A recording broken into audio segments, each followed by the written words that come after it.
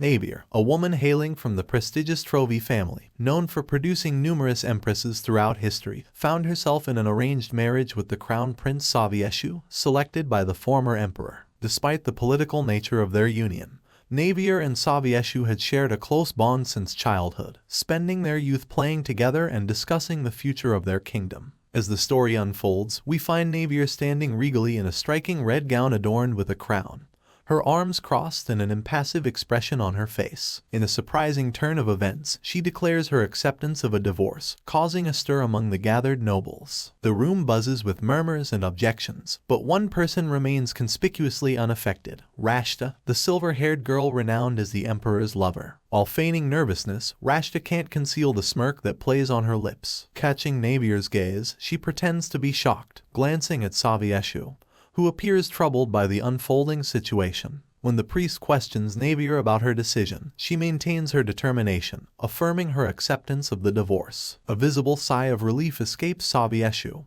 hinting at an underlying tension in their relationship. Thinking that he's remorseful for the situation, but grateful that it was easily resolved, our female lead wastes no time in imposing her own conditions on the situation. Less than 2 minutes after the divorce is finalized, Navier turns to the priest and requests permission to remarry. Both Sovieshu and Rashta appear shocked and bewildered by her words, and the murmurs in the room become even louder than before. Amidst the commotion, Navier stands confidently with her arms crossed over her chest, wearing a self-assured smile. The priest stammers as he attempts to confirm whether he heard her correctly, to which Navier responds with an amused smile. Sovieshu demands to know who she plans on remarrying, and at that moment, a chuckle echoes from one side of the room. The puzzled audience turns their heads to see a man with golden hair and purple eyes making his way to the center of the stage. He shamelessly smiles as he removes the veil that concealed his identity, and asks, "Is it my turn now?" The audience quickly identifies the man and wonders about his unexpected presence. Unfazed by their curiosity, he proceeds past them with the ease of a leisurely park stroll. His unwavering smile persists as he makes a beeline for Navier. Sovieshu, still perplexed, begins to demand an explanation, only to be interrupted by the couple confidently standing side by side. Navier declares that she will be marrying him. Eliza and Laura, her ladies-in-waiting, express grievances promptly halted upon Navier's entrance. Sensing a change in demeanor, Navier, during a hair arrangement, queries about any developments in her absence. It turns out Emperor Sovieshu returned from a hunt with a dirt-covered woman. The ladies-in-waiting were offended to have to wash her, considering their exclusive duty to the Empress. Eliza and Laura admit the woman's beauty, albeit inferior to the Empress. Hesitant, they reveal Sovieshu's apparent fondness for her, expressing worry. Unperturbed, Navier dismisses it as an act of Sovieshu's generosity and pity. Her longtime connection with Sovieshu from childhood blinds her to any potential issues. Navier places immense trust in Sovieshu, but she is about to learn about the true nature of the man she married in a rather challenging manner. Some individuals turn out to be disappointing.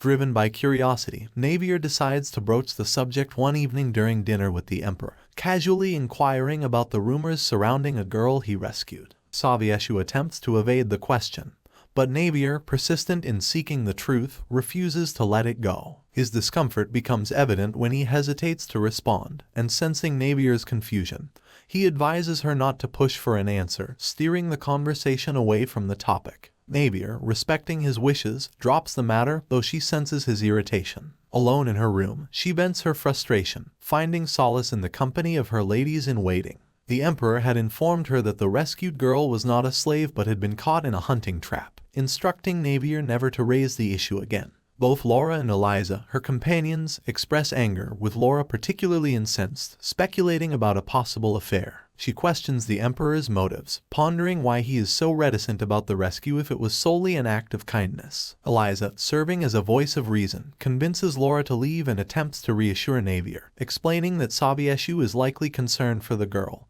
and that the matter will soon be resolved. However, as Navier opens up, she reveals that her mother had warned her not to be hurt if Sovieshu ever took a lover, as it was a common practice among past emperors. Rationalizing that any potential lovers would only hold the status of concubines due to her position as Empress, she acknowledges the lack of passionate love between Sovieshu and herself, a consequence of their political marriage. Despite her logical reasoning, Navier can't shake the feeling of emptiness, grappling with the complexities of her emotions. Oh Navier, the only comfort that she can now have is that since the possible mistress is a slave, she will never be able to enter high society because of their laws, so at least she won't ever have to interact with her husband's lover, or so she thought. Navier is in the garden leisurely reading a book when she hears people gossiping about how the emperor is extremely infatuated with the woman he brought to the palace. Tired of listening to it, Navier closes her book shut and gets up to leave. She's walking on the garden when she suddenly hears a voice she doesn't recognize. Turning her head in that direction, she comes face to face with none other than the mistress herself. Rashta looks up at Navier from the ground with a wide grin while Navier can only look at her with a puzzled expression, not really understanding the situation. Deciding that it's best just to leave, she turns around, only for the mistress to call out to her by addressing her as, "Hey you," to the Empress. Navier herself is in disbelief as she turns to face her once more while Rashta determinately stands and makes her way to stand in front of the Empress herself. With no bows and no respect for the crown whatsoever, she simply introduces herself as Rashta with a broad smile, to which Navier barely replies. Sighing, Navier turns around to leave once more, but Rashta simply won't let it go. So she grabs onto the Empress's dress, ripping it in the process. Navier's ladies-in-waiting run to her aid and slap Rashta's hands away from her. Rashta seems to be on the verge of tears as she apologizes for not addressing her properly, saying that she didn't know what to call her, to which Lore explains that Navier is the Empress of the kingdom and so Rashta should treat her accordingly. Much to everyone's surprise, Rashta already knows that she's the Empress, but she simply thought she need not address her as such and reintroduces herself as the woman the Emperor had brought back to the palace. Navier finally understands that Rashta is the slave Sovieshu had brought to heel, although the ladies that accompany her state that she's in fact not a slave. Rashta continues to speak to Navier casually with a total disregard to her status,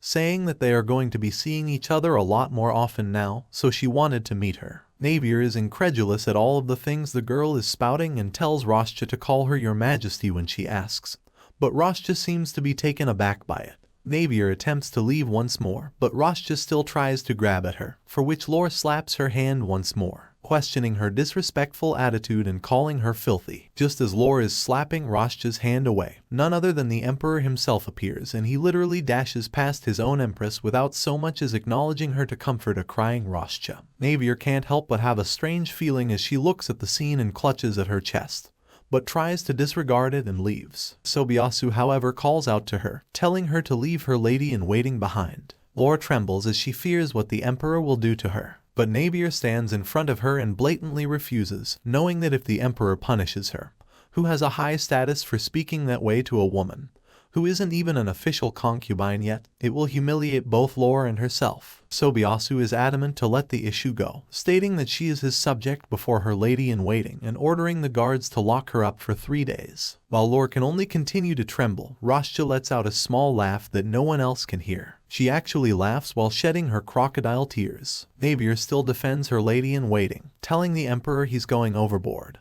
But Sobiyasu is absolutely enraged as a pitiful-looking Rashta inches closer to him. To spare the Empress of Sobiyasu's wrath, Lore agrees to take on the punishment even though she is terrified, and the Emperor leaves with Rashta stuck to him as he comforts her. Not much later, Navier is once more in her room when she is told that Sobiyasu requests for her presence. She goes to meet him and Sobiyasu tells everyone else to go, and waves for her to get closer. Now, one would have thought that he called her over to talk about the mistress he took, but no. He actually questions Navier because she accompanied Lore up herself to the punishment cell, for which he is very annoyed. He apparently expected for her to fire Lore and send her away. Sobiyasu seems exasperated when Navier is still unwilling to fire Lore and literally says, "Can't you just obediently follow my orders for once?" She's the Empress, the one who doesn't have to bend the Emperor's orders. Frustrated, Sobiyasu says that it's because she's like that she can't even compare. Apparently even he has enough IQ to realize that he's gone too far, and tells Navier to leave while she wears a melancholic expression. Tired, the Emperor rings a bell to call for a servant to bring him something to drink, but Rashta walks in instead, acting all cute and innocently saying she will be serving him because she wants to help around, not to feel like a burden. Sobiyasu finds her cute and refreshing and looks at her warmly as she excitedly eats some treats. He explains that he likes how happy she gets over simple things, whereas Navier will scarcely react to him gifting her the best jewels. Rashta says that it might be because since she's grown as a rich lady she's never known harsh reality of the world. and is not appreciative of the simplest of things. She then mentions that it appears to be that Navier still doesn't know about Sovieshu making her his concubine. But Sovieshu reassures her by telling her that they have lots of time and for her to trust him since he has everything planned out. I have to describe this scene. Luckily, we are all spared from having to keep on looking at that since we are back at Navier's chambers where Laura, back from the punishment, rushes in with the news that the Emperor has announced that he will make Rashta his official concubine before the new year, which is right around the corner. Laura is fuming while Navier feels empty once more, even though sometimes the Empress sends a gift to the new concubines to welcome them. Navier resolves that she will not be sending Rashta anything since the only two reasons to do so are as if the concubine is already an acquaintance or if they are from a noble family. None of those apply, so she won't be partaking in the gift-giving. In other news, the ladies-in-waiting tell Navier about some hot gossip that's been going around lately. Apparently, the Prince of the Western Kingdom will go to the New Year's celebration, and he's rumored to be super handsome, although a bit of a womanizer. The ladies ask the Empress if this is true, with sparkles in their eyes, since they might meet him. And Navier says that she doesn't know about his habit with the ladies, but indeed he is attending the event,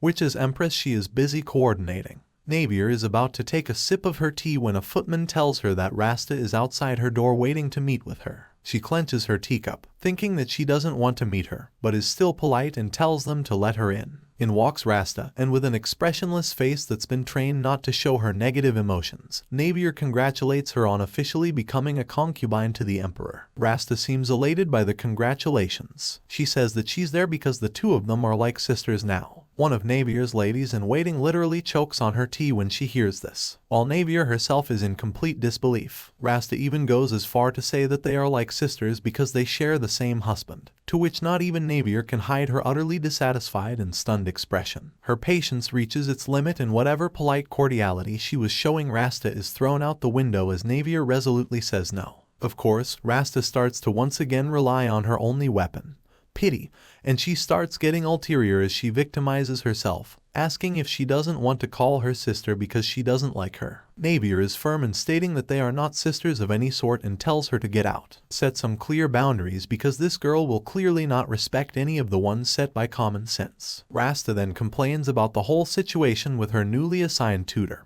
who can't believe she said the things she did. Tutor, teach the lady how to have some common sense since you seem to understand how out of line she is. Make that your first lesson. Anyway, while walking in the garden, Navier finds feathers swaying in the air. She's puzzled by it, but the wondering does not last long since soon after, a rustling of leaves leads her to the direction of the owner of the feathers. A golden bird is laying nearby, and Navier can't help but outstretch her hand trying to pet it. Much to her surprise, the bird flies right to her and stands perched on her hand, allowing Navier to caress it. Navier then reads the note that the bird is carrying which says, "I'm a foreign guest who will be attending the New Year's celebration. I wrote this letter after a few drinks." She seems amused at the note and smiles at what appears to be a real wholehearted smile. Her ladies-in-waiting urge her to reply to the note from the mysterious foreign guest for fun. And she does. "Your bird flew here, so I'm sending back this reply. If it finds its way back, does this mean that this bird is smarter than its drunk master?" The bird nuzzles against Navier's hand and takes flight. Not long after, a man with golden hair is holding the reply with a smile. And he's not any man. From the divorce scene, we know that this is the prince from the Western Kingdom, and the man she is going to marry after leaving Sovieshu. Empress Navier and her fabulous ladies-in-waiting are all excited about the mysterious letter, and the even more mysterious stranger who wrote it. However, the excitement is cut short as when Empress Navier opens her door, she is met by the Emperor. He has a problem, and for some reason, he wants Navier to fix it. Who does this guy think he is? As if. Anyway, the Emperor explains that his beloved Rashta needs a lady-in-waiting. The problem is that none of the noble ladies want to fill in the role due to how low in rank Rashta is. I mean, can we really blame them? I'm definitely not cleaning up after the girl that broke up the royal couple. It's not going to look good on a resume. The Emperor thinks that if the other nobles see Empress Navier looking for Rashta's lady-in-waiting, they will be more than willing to look for a lady-in-waiting or be one themselves. With that, he tells Navier to lead the search for Rashta's new maid. Isn't this wonderful? Navier hatches the idea to invite all the noble women for a tea party in order to look for a lady-in-waiting and ask all the women at once. However, when Navier asks, she's met with silence. No one seems to be really excited about the idea of waiting on the Emperor's mistress-to-be. It looks pretty hopeless, as all the noble women have heard rumors or stories about Rashta, making them unwilling to serve under her. And you know, I get it. After the most awkward tea party in existence, Navier is understandably exhausted. She flops into her room, but our winged friend is back, and the bird is carrying a brand new message from its mysterious stranger. The note attached to the bird's leg reads, "I'd like to think I'm a bit more intelligent than a bird. I've woken up from my drunken stupor now." Navier is excited to write back. She writes, "It seems as if you haven't awoken completely. What is the bird's name?" She ties the note to the bird and sends it off, excited for the response. Navier's attention is pulled away from her correspondence by the emperor, who walks in to ask about the search for Rashta's lady-in-waiting. Navier tells him that none of the noble women want to work for his new mistress, and the emperor blames Navier for this. The emperor believes that Navier has been spreading rumors about Rashta. Empress Navier is crying in her secret garden hiding place. She is interrupted by a screech, and she finds her faithful ever-present messenger bird bringing her a new message from its master. Opening it, the message responds to Navier's previous question about the bird's name. It reads, "Is such a thing needed? You may name it if you like." Navier names the bird Queen, and the little feathered messenger flutters off into the night. Now, you would think that this would be the end of the story, but we actually see where Queen flies off to. Queen lands in a distant brush and transforms into a very handsome man.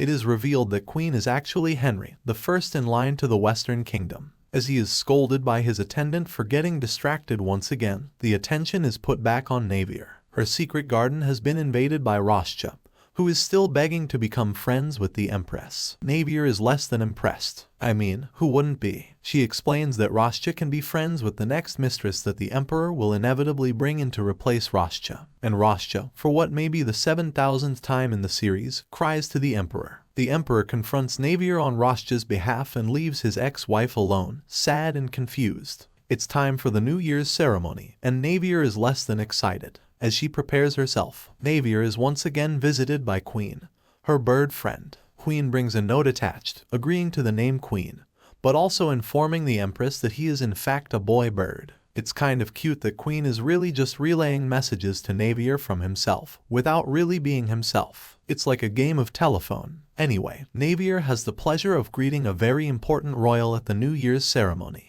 His name is Henry, and he is the prince of the Western Kingdom. Henry in his human form is such a charmer, and he instantly makes his way to Navier to sweep her off her feet. Lucky girl, am I right? That night, Queen visits Navier with a new note, asking the Empress to guess who Queen's owner is. The two exchange notes back and forth with Queen's owner, Henry, suggesting a bet between the two to guess the other's identity. And what is the prize, you might wonder? The prize is Queen. Sounds like a nice prize, don't you think? Empress Navier is greeted bright and early by Prince Henry, who is requesting a tour of the palace. Navier says yes, because who wouldn't, and the pair make their way through the great halls of the castle. They are soon interrupted by no one else than Rost, who wants a turn with touring the prince through the castle. Prince Henry denies Rost the opportunity, opting instead to stay with Empress Navier. As the two continue, they talk, and the prince wonders aloud if Navier thinks he is handsome. He then asks to be invited to the New Year's ball by Navier as her personal guest, instead of being a guest of the emperor. Navier thinks about how it might look to invite the prince of the neighboring kingdom in such a way, but she leaves the invitation open nonetheless. I'd like to just add that Navier is so strong, because personally, I would have folded like a lawn chair, the second Henry asked. Later that night, Queen the bird makes an appearance as Navier is getting ready for the ball. Navier hopes to meet Queen's owner, but when she arrives at the ball escorted by the emperor per custom, she sees something unexpected.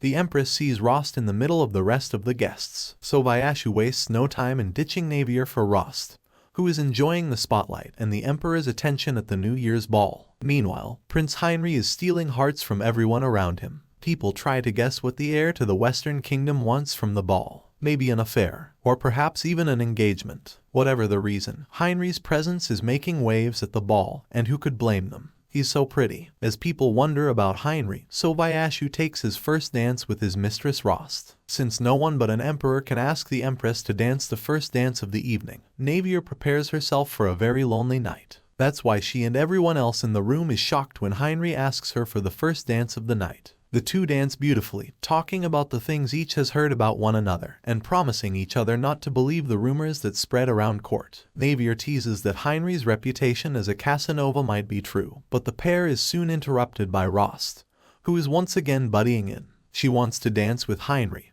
and Navier steps away to let her, as unfortunately, it's not polite to dance with a partner more than twice in a row. As Ross tries to dance with Heinrich, Navier dances with Sovieshu. Sovieshu tells Navier that taking Heinrich as a lover would disgrace her. That is crazy coming from him. I think taking a mistress disgraced her more. Navier tries to respond, but she is cut off by the sound of crying. I wonder who that could be. Rost is crying. And really, is anyone in the audience surprised at this point? She is upset because Prince Heinrich refuses to dance with her. Sovieshu comes to her rescue, and as a result, shows everyone how head over heels he is for his new mistress. The display is kind of gross and less than proper, and Navier decides that she doesn't need to see it. Smart girl. She walks out of the ballroom and roams the hallways of the huge palace, and to her surprise, meets Prince Heinrich. He's so cute checking up on Navier. The Empress thanks him for walking through the halls with her, goes to her room, and shuts the door. Navier starts to cry, but she's interrupted by a knock at her window. On her balcony, our favorite feathery friend is back. Queen the bird, or Prince Heinrich as we the readers know him, flies in,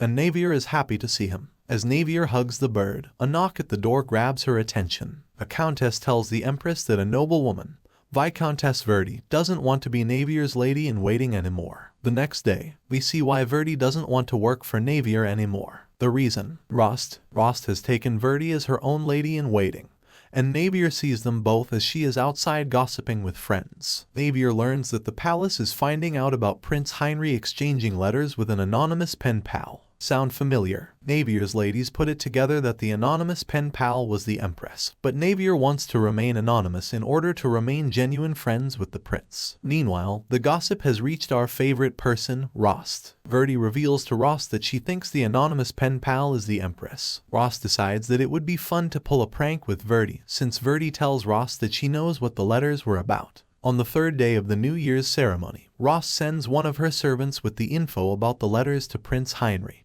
and she makes the girl act as if the anonymous letters are from her. This doesn't really work, though, since we know Prince Heinrich is delivering his own letters. Awkward. As a result, Heinrich knows the girl is lying, and he also knows that someone gave her the information. He's right, and someone does step forward. Ross claims herself to be Heinrich's pen pal. When it comes to attention, she can't help herself, can she? Navier's ladies-in-waiting are furious that Rost would dare to try to steal Prince Heinrich away from their Empress. But Navier isn't worried. She goes about her day as an Empress should, focusing all her attention on the final task of the New Year's ceremony. She has to host a dinner for all the important guests from the neighboring kingdoms, and it must go smoothly. Navier is especially worried about one guest in particular, Grand Duke Kaufman, prince from the Kingdom of Lut. Kaufman is a new face to the rest of the royals in the Eastern Empire. His country's ways and manners are unfamiliar to Navier. He's mysterious, very gifted in magic, and very, very handsome. And Navier wants to make the best impression, but let's not get distracted or off topic. As the dinner unfolds, Rost is still trying to convince Heinrich that she was his pen pal. The court seems to think that she's convinced him because rumors go around that Heinrich is treating Rost well, to the point that it makes Sovieshu jealous. Oh well, it's not like he doesn't deserve it. Heinrich's flirting with Rost comes to a very sudden end, though, because she's messed up in detail that only the true recipient of the letters would know. Heinrich reveals that she's been messing up all day, and he's not happy that such an esteemed lady would be such a liar.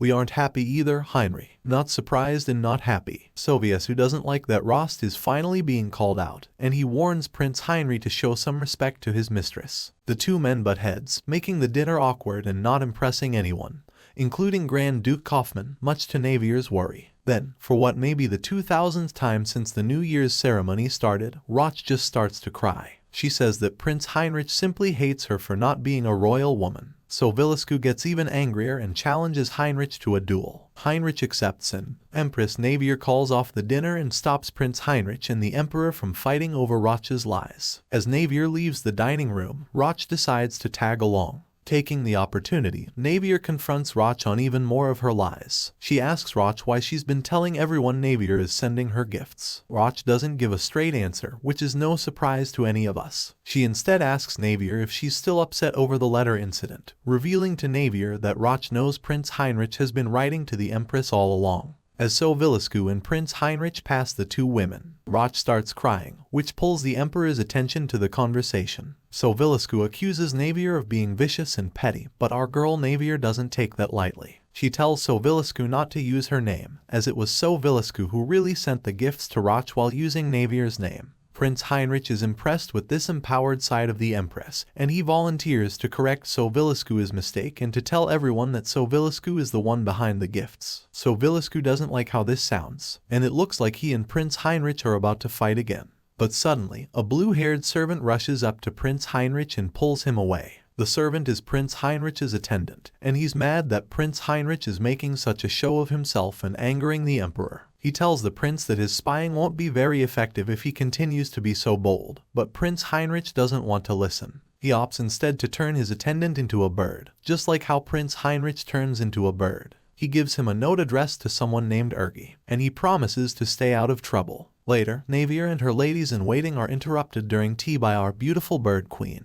Queen the bird has a note attached to his ankle. I've revealed who I am so I could lose the bet, but you aren't even participating. Why? Navier writes back that she'd just like to remain pen pals, explaining to Queen that the Empress of the Eastern Empire and the Prince of the Western Kingdom will be the subject of terrible rumors if they were to meet. Rashta is crying. Again, there's no room for her at the special banquet being held for the final day of the New Year's ceremony, and not even Sovieshu can squeeze her in on the guest list. Sovieshu has the audacity to ask Navier to squeeze his mistress in on her guest list, and of course, Navier says no. I mean, come on, man. At the ball, Navier meets Grand Duke Kaufman. He seems to be in a better mood because he actually talks to Navier. He isn't the biggest fan of Sovieshu or Rashta, and who can blame him? He explains that in his home country, loved, the king and queen are united in everything, and a mistress could be executed by the queen as soon as she is found. Navier tells him that she can't do this, with Kaufman warning her that she should protect what is hers. And can we just take a moment to appreciate the Grand Duke? He's tall, he's handsome, he knows relationship boundaries, and he seems like the strong silent type. He's perfect, but I'll focus on the story. As Kaufman makes his leave, Prince Heinrich finds Navier. He says that he's gotten her message and understands why she wants to remain anonymous. We love men who can really understand us, don't we? Prince Heinrich lets Navier know that he figured out that the anonymous pen pal was her, without telling Navier that he himself was delivering his own letters in the form of queen. Sneaky.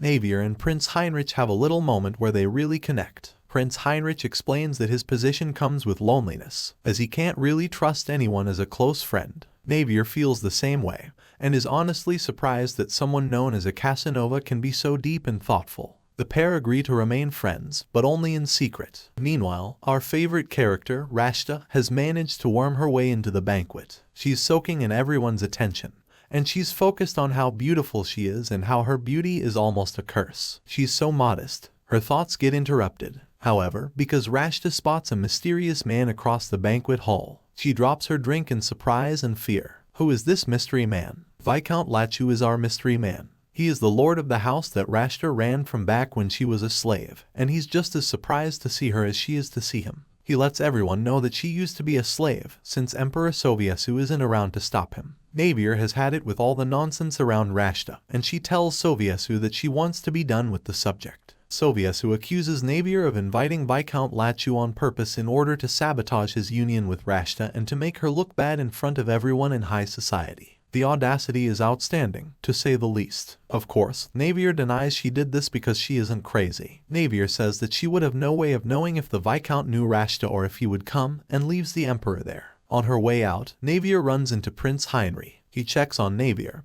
and Navier asks to see Queen to cheer her up. Whoops, looks like Prince Heinrich is about to get caught. What is he going to do? While Navier and Heinrich negotiate Queen, Emperor Sovieshu is out for revenge. The Emperor has summoned Viscount Lachu and has him groveling for mercy at his feet. His offense, exposing the royal mistress Rashta to everyone as a liar and a former slave. Sovieshu wants an apology for embarrassing him and his mistress. Viscount Lachu lies to Sovieshu, saying that he mistook Rashta for another runaway. Meanwhile, Prince Heinrich is still trying to convince Navier that Queen is too shy to be seen right now. Navier takes the prince's excuse as not wanting to be alone with her at night, and instead asks Prince Heinrich what Queen likes. And wouldn't you know it, but Prince Heinrich gets all shy. Prince Heinrich says that Queen likes Navier. Isn't that so cute? However, Empress Navier was really asking what Queen likes to eat, and Prince Heinrich answers that Queen will eat anything. Prince Heinrich leaves to send Queen to Empress Navier, and Navier catches an idea. While waiting for Queen to arrive, Navier gets her hands on some mealworms to feed Queen. She tries to feed the bird, unknowingly feeding mealworms to Prince Heinrich, and Queen flies into the night. The next day, Prince Heinrich is sure to tell Navier that Queen doesn't eat insects, alive or dead.